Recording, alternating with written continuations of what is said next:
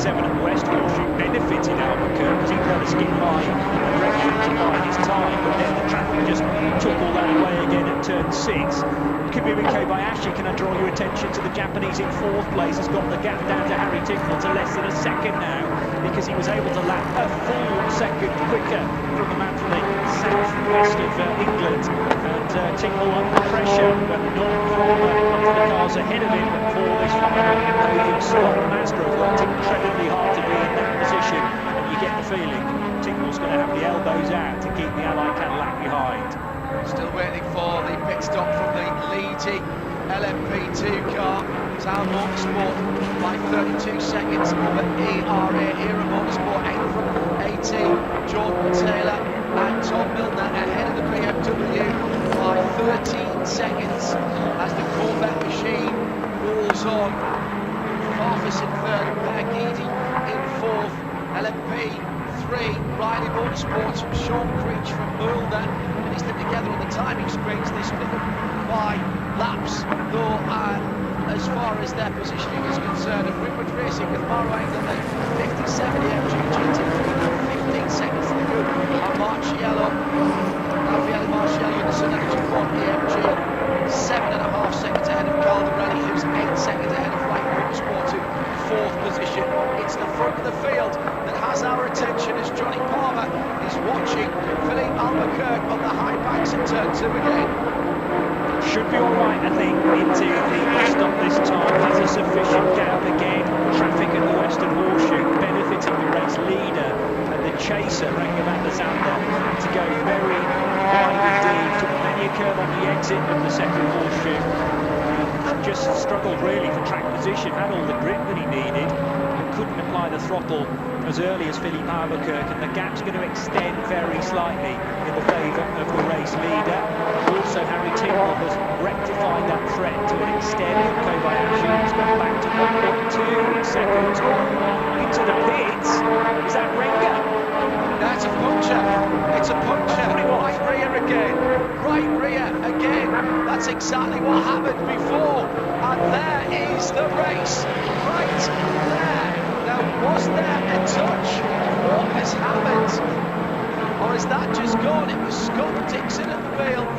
And when this car had the problem before for Chip Ganassi Racing, and it was the right rear, Jeremy Shaw, it had been awesome up until then in terms of consistency and speed. Chip Ganassi Racing have been robbed of a shot at it right at the very end. What drama! What drama! 7 minutes to go, and a repeat of the issue further out. It's just the one.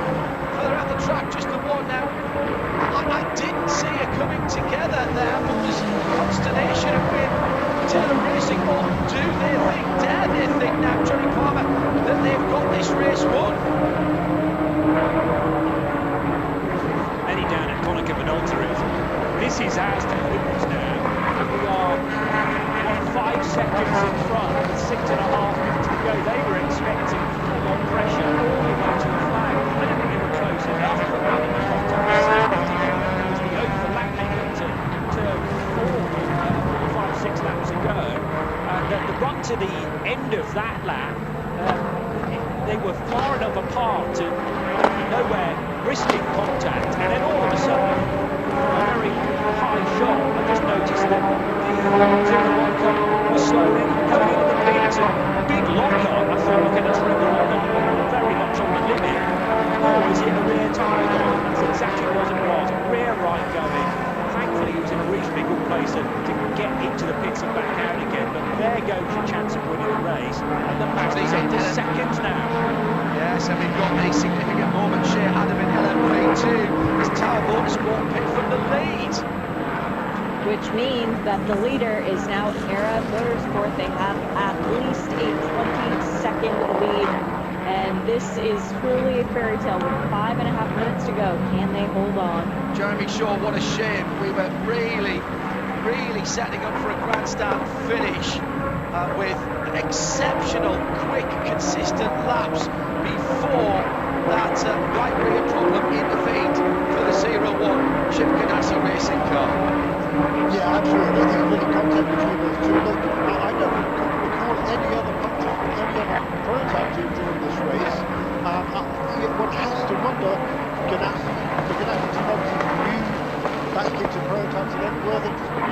little bit too aggressive with the camber settings or the tire pressure or something like that on that Cadillac race. And that's the only other car that I can think of having any sort of a problem in this race. They've been turning wonderfully consistent, fast lap times. Each of the last 7 laps by Philip Albuquerque in the lead of this race, and therefore Greg Van Aert right behind him, were within 2/10 of a second. That is remarkable when you're working away from traffic all of the time, constantly. Okay, everybody else in this race at this stage is miles from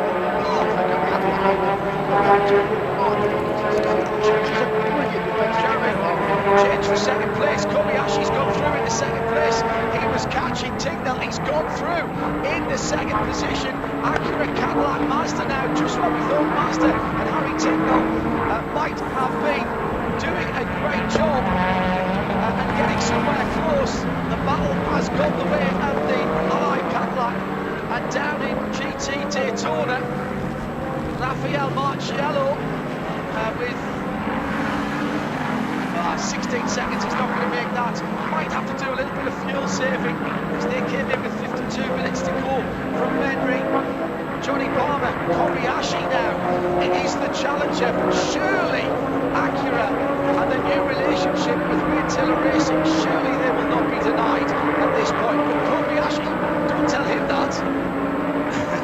Well, of course, he was part of the lineup for Wayne Taylor Racing and Monica Minolta in the previous 2 years in this race and took victory with them. So, in a sense, he's got a bit of a score to settle with the number 10 car. Who are 10 car and crew are on course for a hat-trick, but there are no common drivers in this year's 10 lineup. It's entirely different. But Kami Kobayashi, 6 seconds he's got to try and find in 3 minutes. It's a pretty big stretch, and he's still got the hassle of Harry Tingley behind as well.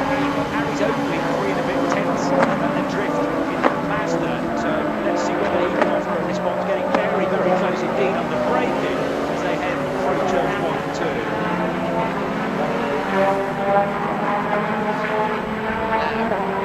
What do you do? What do you say to Philippe Albuquerque? 5 seconds with a couple of laps remaining, and I have been reminded by a couple of people that the Mustang sampling car got a puncture as well on the right rear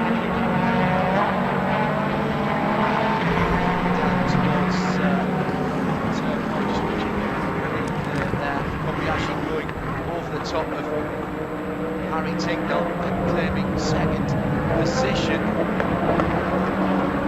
4.7 seconds. 2 laps from here, Jeremy.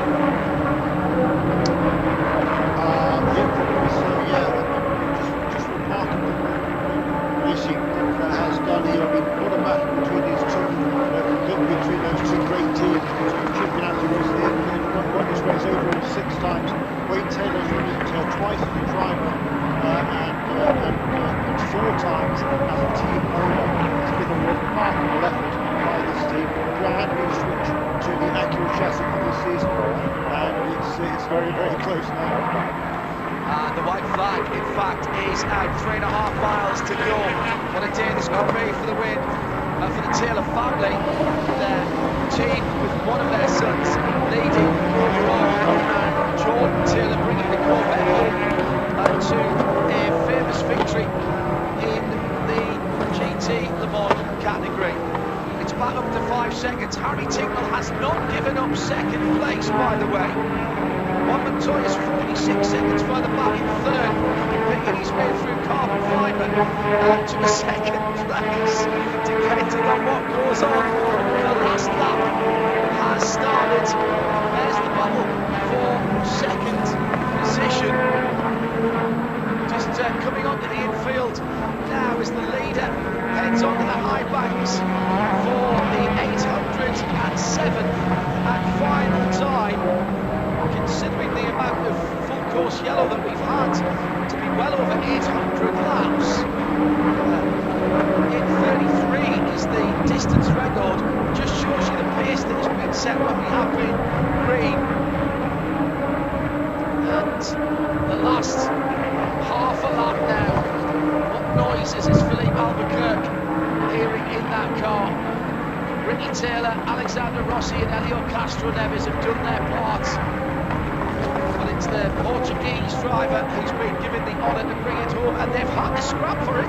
This wasn't given, but 2021 IMSA gets underway, and the 59th running of the Rolex 24 Hours is won by the Cunningham and Honda Acura.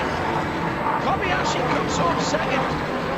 Mazda from 3 laps down in 3rd position. In LMP2, they're still battling. There's 20 seconds between them. It will be 1-2 in Corvette for Wayne Taylor, for Jordan Till and Tommy Milner. In the 3 and 4 car, Maro Engel and Winwood Racing win GTD. He takes the checkered flag from 2nd. Sun Energy War, what a great start to their partnership with Raging Racing. Phenomenal finish. Drama in Mazda's storybook, Jeremy, drama from the formation lap right at the end. They couldn't get first gear and they lost second with a couple of laps to go. But what a race! What a race! Here are the Corvettes. It's the bright red Corvette Jordan Taylor coming through in the number 3 car. He's only got the high banks to go. The red number 1 illuminated on the side of the door to tell him he's leading GT Le Mans. He knows that. The fans know that, and Corvette Racing continue their story at the Rolex 24. They took their 100th race in IMSA North American competition here on the 4th of July in the short race last year, and they move and chalk up another W, 1st and 2nd. Copybook stuff. Everyone is taking the checkered flag now. Jeremy Shaw, what a race in all 5 classes. Amazing stuff. Yeah, absolutely tremendous. Hats off there to Philip Albuquerque. That's exactly my way to say that. Hired him to join this team for this year. He's been driving super successfully with the Acura Express team in Cadillac for the last few years. But Albuquerque also was a champion last year in Europe, and that was a great drive. That was a great performance by the entire team, of course, but he was the guy who was entrusted with the final stages of this race, and he did exactly what was asked. Fantastic motor race. Johnny Palmer, 3 in a row with a manufacturer change in between for Wayne Taylor Racing. And what a reputation they have here, and they add to their history. But 3 different manufacturers in the top 3 at the head of the field. To the number 3 Corvette, after the line, it's ended up sideways in turn 1, it would appear. But yeah, did cross the line though. Yeah, it did cross the line, take the win, thankfully.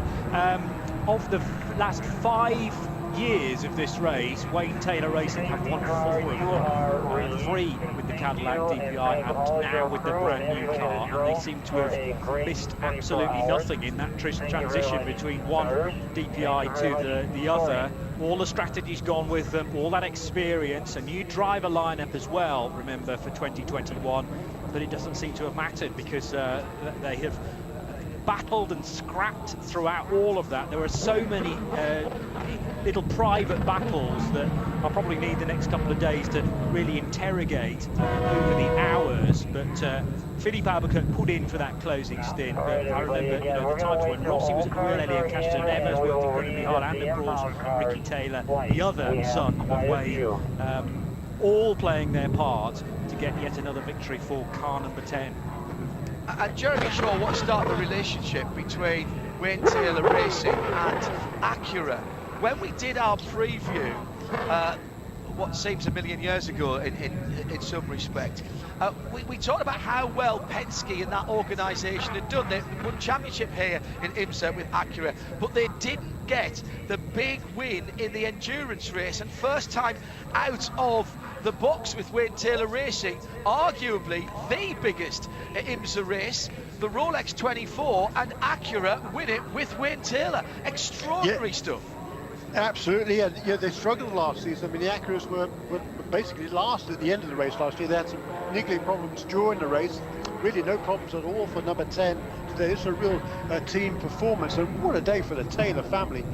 Both Jordan wins the GTLM, Ricky wins overall, Dad's over the moon. Incredible performance But yeah, hats off here to Acura, because they've had problems in this race in the last few years. This was the one they wanted, and this is the one they have got.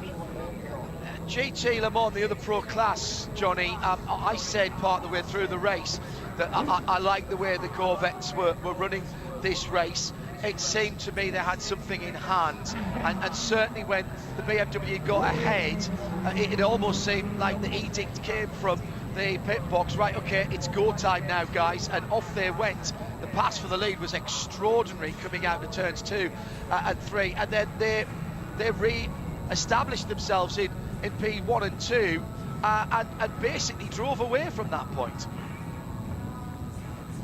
They did, and I didn't necessarily expect the latter stage.